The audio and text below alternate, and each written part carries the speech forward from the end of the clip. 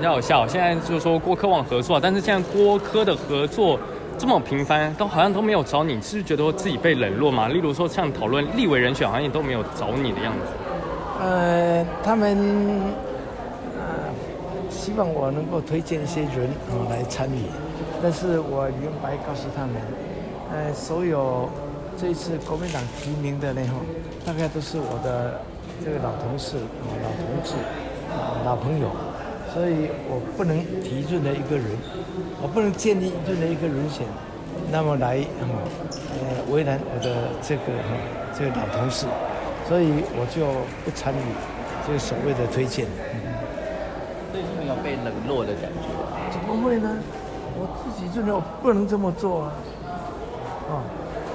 这个所有提名都是有相当关系的人啊，我一提出来呢，一定他们一定会接受或大或多或少的一个影响，一定必然的嘛。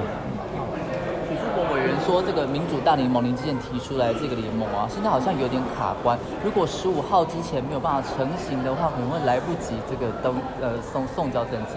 那可能是他依照这个要向这个内政部登记一个政团也好或者是政党也好，他必须要经过的时间，那时程一定要这样子，所以他是依照这个时程来计算出来的一个结果。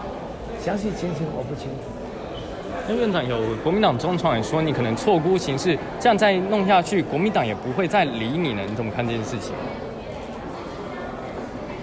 讲归他讲，我们尊重他的讲法。这个他们有他们自己的想法，我们给予尊重就好。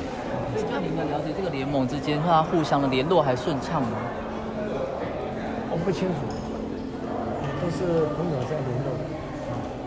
有状况他大概会让我知道。国民党跟宋主席这边联络的还好吗？因为传出说在亲民党阵营里面好像蛮多反对你们合作的。难免啊，他们希望有自己的有自己的人选出来的好，谢谢啊。